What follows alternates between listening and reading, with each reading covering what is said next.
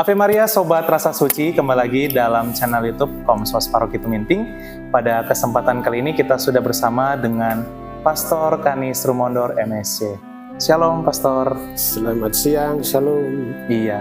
Dan pada kesempatan kali ini kita akan bertanya-tanya nih seputar iman dan juga ya seputar katekese kepada Pastor Kanis Rumondor. Pastor, ini kan orang di Keuskupan Manado ada sedikit pertanyaan nih dari orang umat awam lah ya, karena yang berkarya di Keuskupan Manado kan ada dari Projo, kemudian dari beberapa kongregasi ya, seperti MSC, ya, CE. Nah, seperti apa sih Pastor sebenarnya perbedaan ini? Karena dorang bilang, oh kalau misalnya yang orang ada Pastor MSC berbeda dengan tuh Pastor Projo. Seperti apa? So itu DP perbedaan begitu dong Pastor? Begini, kalau mau bilang perbedaan itu jangan dimaksudkan untuk membeda-bedakan, tetapi perbedaan dalam arti spiritnya, dalam arti spirit. Nah, pertama-tama saya mau mengatakan bahwa ya semua pastor itu sama, pastor MSC, OCD, SVD, Yesuit, Projo, semua. Pertama-tama semua sama-sama laki-laki. Ya, enggak ada kan yang pastor perempuan. Nah, ya. Dan memang harus pria sejati, bukan setengah-setengah laki-laki ya. Betul Pastor. Itu satu kesamaannya di situ. Lalu yang kedua, yang berikut bahwa ya sama-sama dengan pendidikan imamat yang sama. Sama-sama pendidikan imamat yang sama sesuai dengan ketentuan kitab kanonik hukum gereja Katolik. Entah dia tarekat, entah dia diosesan, jenjang pendidikan imamatnya itu sama. Jadi dalam hal ini sebagai imam, sebagai pastor, sekali lagi semuanya sama. Hanya yang membedakan itu justru pada status religiusnya. Nah, sehingga pastor-pastor tarekat, dorang itu disebut pastor biarawan. Jadi biarawan yang imam. Kalau imam diosesan, mereka adalah rohaniwan yang imam. Mereka bukan biarawan, karena mereka tidak mengikuti apa yang menjadi pembinaan para biarawan. Nah, biarawan juga itu mesti diingat bahwa biarawan bukan cuma pastor, toh? Para bruder ya. Ya bruder juga, ada suster juga. Ya. Ya, ada biarawan yang namanya frater. Begitu. Jadi yang membedakan di sana adalah status spiritualitasnya, kan? Yang tarekat mereka disebut biarawan seperti biarawan MSC, biarawan OCD, ya. Biarawan SVD. Ya. Nah, mereka yang biarawan ini ada yang jadi suster kalau dia perempuan, ada yang jadi bruder. Atau namanya frater kalau dia laki-laki. Jadi sebenarnya status kualitas imamat sama, tabisanya sama, hanya status kebiaraannya saja yang berbeda. Nah, seorang biarawan entah dia biarawan perempuan yang suster atau biarawan laki-laki bruder atau frater, namanya biarawan, mereka mengikrarkan itu yang namanya kaul. Ya. Kaul ketaatan, kemiskinan dan kemurnian. Berarti pastor yang pastor Projo tidak ada kaul. Mereka tidak berkaul, bukan berarti tidak boleh murni. Harus. Dan harus taat juga ya. Harus taat juga, ya. akan. Walaupun itu tidak diikrarkan, tetapi itu sebenarnya sudah menjadi spiritualitas dalam kehidupan sebagai seorang imam. Seorang imam dia harus hidup dalam tiga hal ini.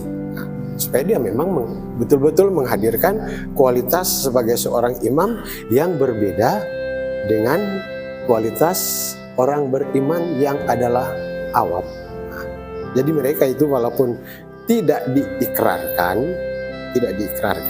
tetapi mereka itu sebagai imam mempunyai tanggung jawab, kewajiban untuk menjalankan itu, terutama ketaatan ya kepada satu, uskup misalnya ya, kepada janji imamat, lalu ketaatan kepada uskup, sama saja dengan pastor yang biarawan, taat kepada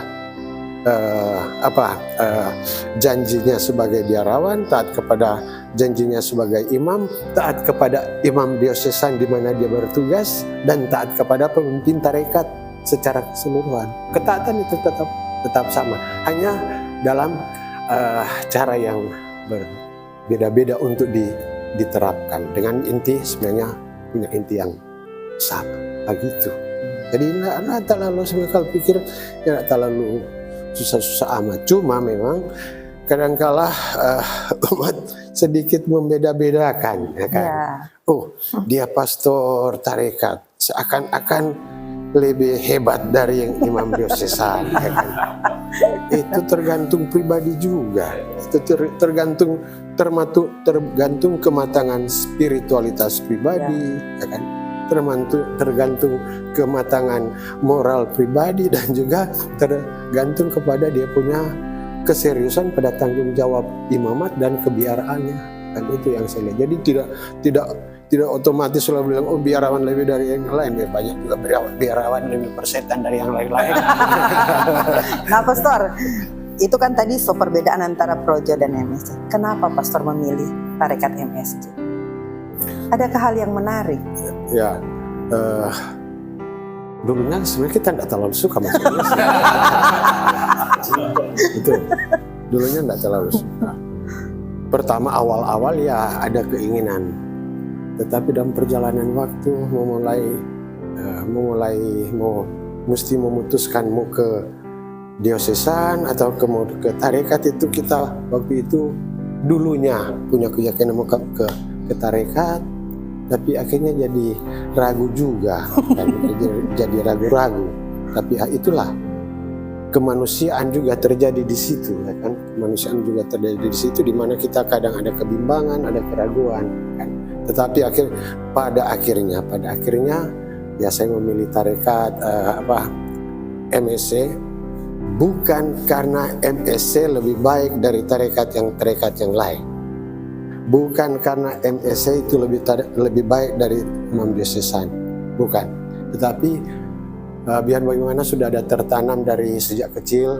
Kebetulan pastor paroki saya di tahun 60-an, 70-an itu pastor Belanda. Pastor Belanda ya. Dan kita juga orang tua saya cukup dekat dengan dorang. Jadi ya bibit-bibit itu akhirnya terbawa pada akhirnya kesimpulan saya mau masuk tarekat MSC kan.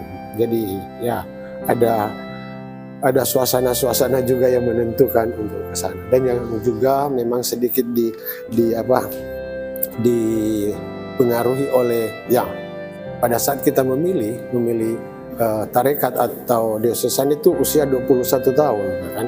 Jadi masih anak muda, otak aventurir ya. Kan, sehingga berpikir sudah kalau kita jadi masuk tarekat berarti kita bisa pergi kemana-mana. Dan ya memang ya akhirnya itu ya terpenuhi, mungkin juga sesuai dengan nama ada Paulus kan ya, Paulus itu rasul yang bajalang kemana-mana kan.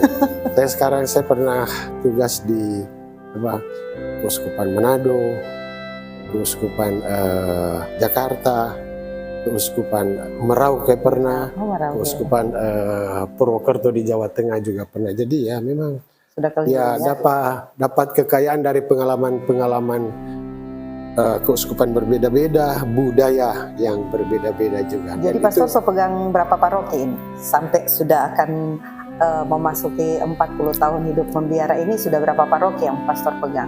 Kita sejak jadi pastor saya sudah bekerja di 11 paroki.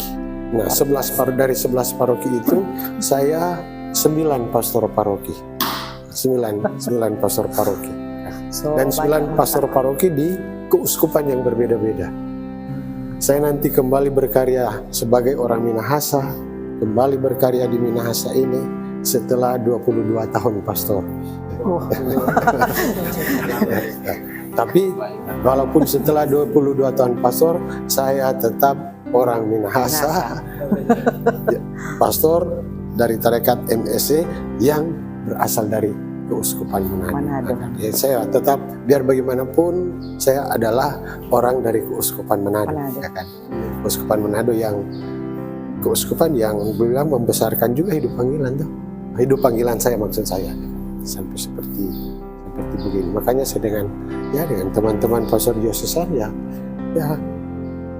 selama ini saya merasa ya akrab saja, enjoy saja. Nah, gitu. Oh ya, Pastor, ini ada lagi nih pertanyaan nih, Pastor. Kan kalau imam kongregasi atau tarekat itu kan disebut biarawan kan, Pastor. Nah, imam diosesan atau projo itu rohaniwan kan, Pastor.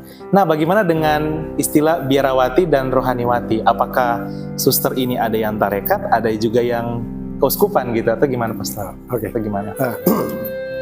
Itu sebenarnya sudah menurut saya itu sudah salah kaprah, sudah kebiasaan-kebiasaan yang dianggap sudah sesuatu yang so betul begitu, kan?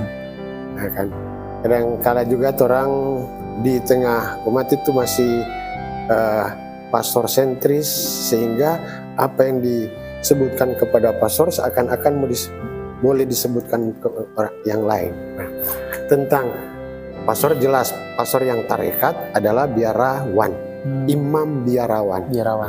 Imam diosesan adalah imam rohaniwan. Lalu lihat di sini biarawan rohani biarawan dan rohaniwan, ya kan? Iya. Suster, apakah ada yang namanya rohaniwati? Enggak. Adanya adalah biarawati. Biarawati untuk yang perempuan itu, ya kan? Karena suster itu mereka itu bukan rohaniwan, tetapi mereka itu biarawan. Biarawati. Ya, pastornya. Biarawati, ya kan. Laki-laki ya biarawan, perempuan ya biarawati. Tapi mereka itu bukan status rohaniwan, bukan. Yang status rohaniwan yaitu imam diosesan. Jadi kalau suster itu tidak jadi sebenarnya tidak ada yang namanya rohaniwati ya, Pastor ya.